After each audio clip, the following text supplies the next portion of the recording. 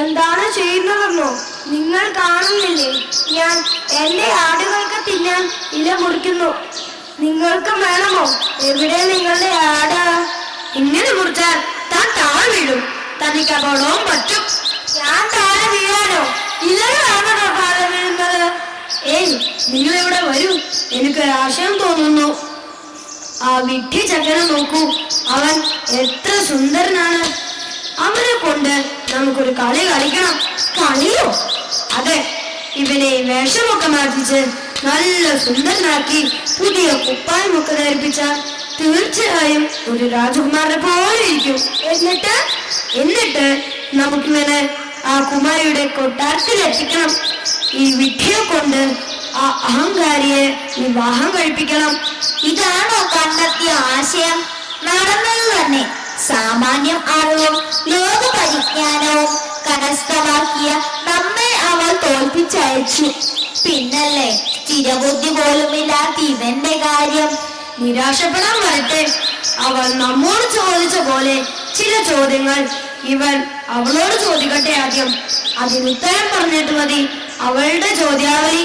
അതൊക്കെ ആ കുമാരി നിഷ്പ്രയാസം പറയും. ശാസ്ത്രകാര്യങ്ങളിൽ അത്ര പണ്ഡിതയാണ് അവൾ. ആകട്ടെ, അതൊക്കെ നമുക്ക് വഴിയെ കാണാം. അയ്യോ, ഓടി വരണേ! അയ്യോ അയ്യോ! എന്തു പറ്റി? ഞങ്ങൾ പറഞ്ഞില്ലേ വീഴുമെന്ന്. അയ്യോ, നിങ്ങളാണോ എന്നെ വീഴ്ത്തിയത്? നടക്കാൻ സാധിക്കുന്നുണ്ടോ? നിന്റെ വീടെവിടെ? നിനക്ക് എന്താ ജോലി? വീടോ? എനിക്ക് വീടില്ല. ആടില്ല കൊടുത്താൽ അതിന്റെ ഉടമസ്ഥൻ എനിക്ക് നിറയെ ശാപ്പാട് തരും. രാത്രി എവിടെയെങ്കിലും കിടന്നുറങ്ങും. നിന്നെ ഞങ്ങൾ ഒഴുത്തെത്തിക്കാം. നിനക്കവിടെ സുഖസുഭിക്ഷമായിട്ട് രാജകുമാരനെ പോലെ കഴിയാം. രാജകുമാരനോ? ഞാനോ? അപ്പോൾ രാജകുമാരിയെ കിട്ടും. പക്ഷെ ആദ്യം നീ ഞങ്ങൾ പറയുന്നതനുസരിക്കണം. ശരി ശരി. നമുക്ക് ഇവന്റെ വേഷമൊക്കെ മാറ്റി ഇവനൊരു രാജകുമാരനെ പോലെ ആക്കാം. വരൂ വരൂ. പ്രഭു, കുമാരിയുടെ വിവാഹം ഇനിയും താമസിപ്പിക്കുന്നത് നന്നല്ല.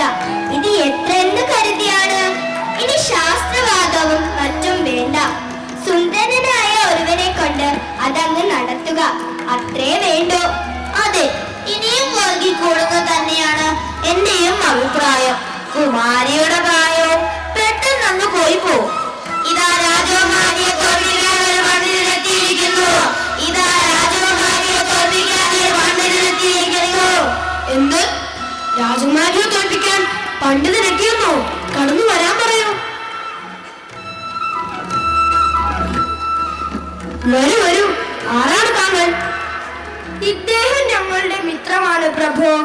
ഇവിടുത്തെ കുമാരിയുടെ താല്പര്യം അറിഞ്ഞ് ഞങ്ങൾ ഇദ്ദേഹത്തെ ഇവിടേക്ക് കൂട്ടിക്കൊണ്ടു വരികയായിരുന്നു. അതെ അതെ, ഞാൻ കുമാരിയെ തോൽപ്പിക്കാൻ വന്ന പണ്ഡിതൻ. എവിടെ കുമാരി? എനിക്ക് കുമാരിയെ തോൽപ്പിക്കാൻ തിടുക്കമാവുന്നു. പണ്ഡിതനോ? ഇദ്ദേഹമോ? മന്ത്രി, അയാൾ പറയട്ടെ. അതെ രാജാവേ, കുമാരിയോട് എനിക്കൊരു ചോദ്യം ചോദിക്കണം. അയ്യോ, ഞാൻ മറന്നു. ഇല്ലില്ല, ഓർമ്മയോ? കുമാരി എവിടെ? ഞാൻ ഇവിടെ തന്നെയുണ്ട് അച്ഛാ.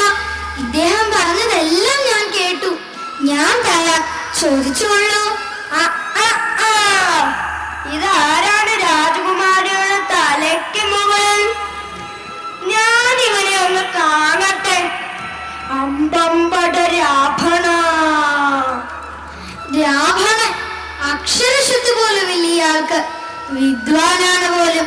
കേട്ടില്ലേ രാവണനെ രാവണനാക്കിയത്? ഇനി ചോദ്യം ഒന്നും വേണ്ട. ഇദ്ദേഹത്തിന്റെ ജ്ഞാനം ഇപ്പോൾ തന്നെ വ്യക്തമായി. വരൂ തോഴി. കുമാരി, പോവാൻ വരട്ടെ. ആര് പറഞ്ഞു ഇദ്ദേഹത്തിന് ജ്ഞാനമില്ലെന്ന്?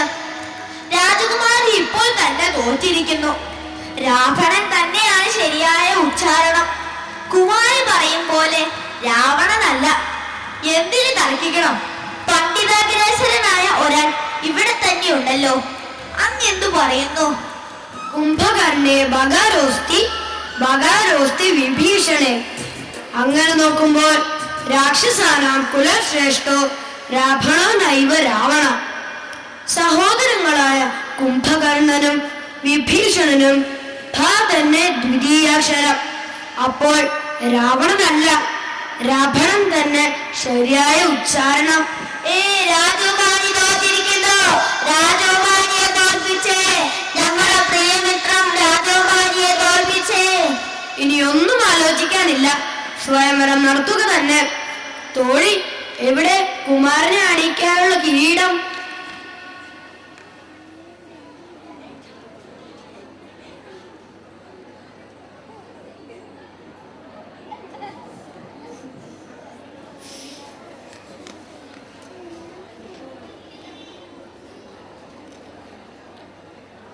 ഇനി സ്വയംവരാഘോഷങ്ങൾ തുടങ്ങാം.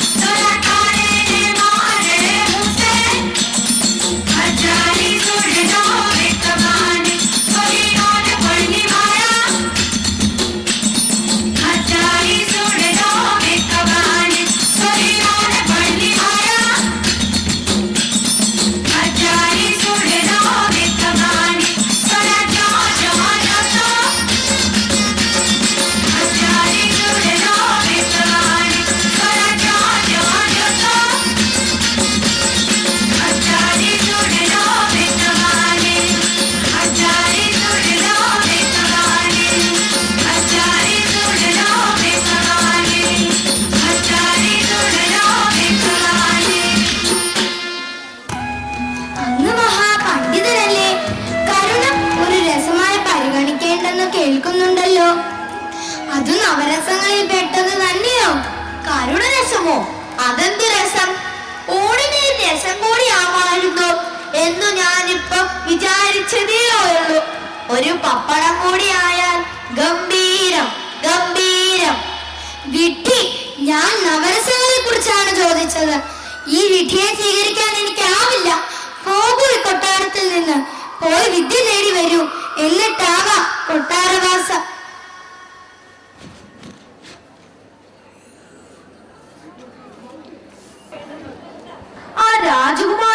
കൊട്ടാരത്തിൽ നിന്നും പുറത്താക്കി. ഇനി ഞാൻ എവിടെ പോവും? വിദ്യ നേടി ചെല്ലാനാ പറഞ്ഞിരിക്കുന്നത്. എന്താണാവോ ഈ വിദ്യ? എനിക്ക് എന്റെ ആടുകളും നഷ്ടപ്പെട്ടു. അയ്യോ, നേരം ഇരുട്ടി തുടങ്ങിയിരിക്കുന്നു. കാറ്റ് വീശുന്നുണ്ടല്ലോ. മഴയും പെയ്യുമെന്നാ തോന്നുന്നത്. ഞാനിനി ഈ രാത്രിയിൽ